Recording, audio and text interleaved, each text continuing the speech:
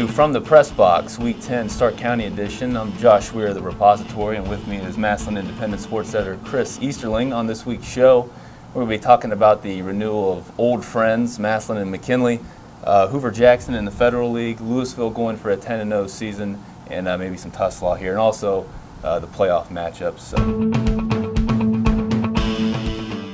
First of all, Chris, the 117th matchup, Massillon-McKinley. What do you kind of see some of the matchups that stand out in that game? I think first off, it's going to come down to McKinley stopping Massillon's running game, specifically with JT Turner. I think JT's really run well in the games they've won, and even last week against Minerva, he rushed for almost 180 yards. So if McKinley can slow him down and keep him in check, I think it really sets up well for them, because it puts a lot of pressure on a junior quarterback making only his third or fourth start of the season in Robert Partridge.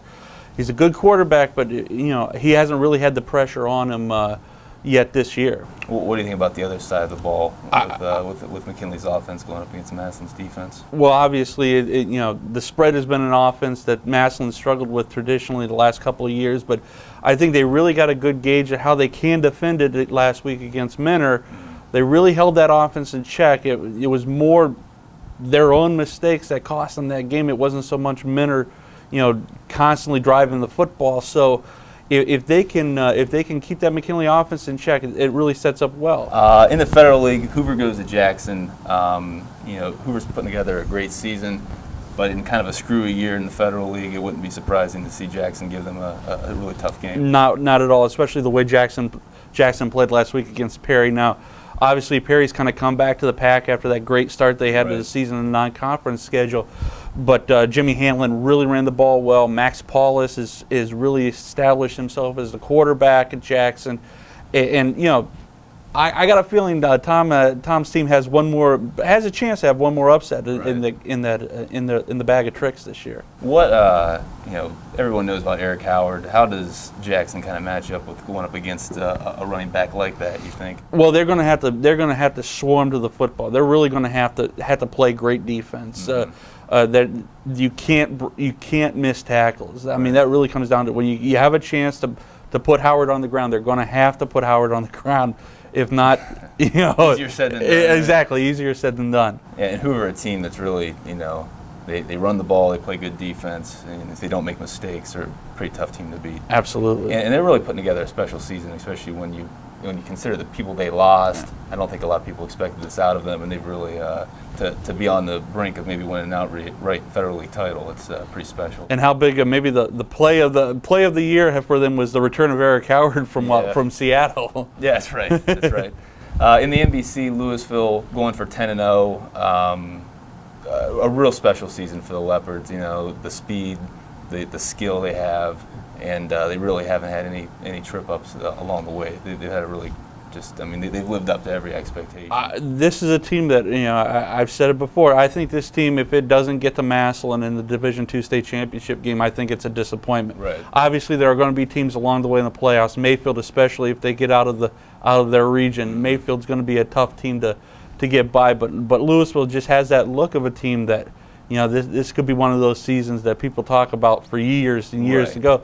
But I think this is just kind of the appetizer. The main course is still the next 5 weeks after this. As great as 10-0 would be, I don't think they really care about 10-0. I mean, they'd be disappointed if they don't get it, but they've got bigger fish to fry. Absolutely. Paul Fair has always said, it's all for the playoffs, and that's what they're gearing themselves up for. But this is a big rivalry. Minerva and Louisville don't like each other, and I think Minerva would like nothing better than to spoil that undefeated season. Minerva has a chance, like I have a chance going to win the lottery today, but we both have chances. Exactly. So, anyways, and real quick with Tuslaw, that's another team that looked like they were on their way to maybe going to 10-0, having a chance at 10-0. They trip up last week. What do you see from the Mustangs kind of bouncing back and going into the playoffs? I think they have a great bounce back game in Fairless, in that it's a team that it's a rivalry game. It's a team that they know is going to be gunning for them big time. So you're not really going to have that letdown.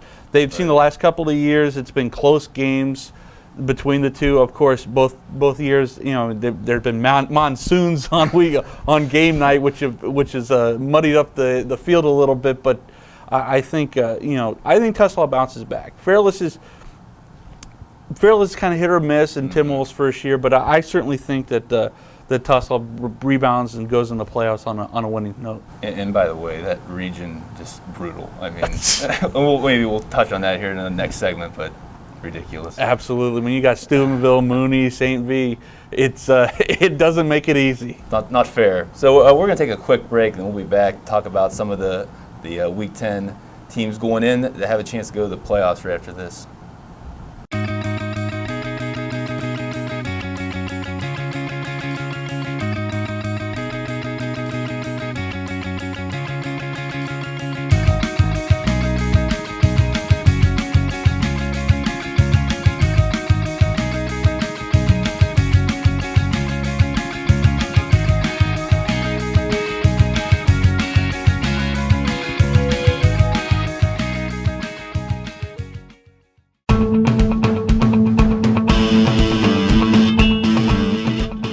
All right, Chris, Massillon McKinley not just playing for pride this year, plenty of playoff implications on the line. Absolutely. Massillon sitting right outside the top 10 at around 11. McKinley sitting at 4, just on the edge of going on the border between getting a home game and not getting a home game. Massillon's going to need some help, starting with them just beating McKinley. Right. Job number one. Job number one, but obviously they have some teams that they beat and that have wins, have games they can win that get them more points. So the opportunity is there for the Tigers. Right. Division II, Region 7, Alliance right now on a 3-game losing streak. They've fallen back to 10th, but they play at Northwest this week, which plenty of playoff points there, but that usually doesn't work out too well for them against Northwest. They've struggled with Northwest since joining the NBC, but I think also that Northwest is beatable. They've shown plenty of chinks in the armor since that Louisville game, and especially holding on to the football and making some penalties. So if Alliance can play their game and get a dry track, I think there's certainly a chance there, better than average chance. Right. And they do match up pretty physically. It's a pretty big Alliance team, pretty strong Alliance team, so they'll match up a little bit physically with Northwest. Absolutely. And a few other teams to mention. Division III, we've got Minerva sitting at 8. Hopefully that 6 wins is enough for them. Division IV. Manchester has CVCA. Right. That's Manchester 10, CVCA's 8th. So, the winner of that game, I think, goes to the playoffs. And then East Canton and Dalton, both. East Canton has unbeaten Mogador, so they can jump from 10 up into the top 8.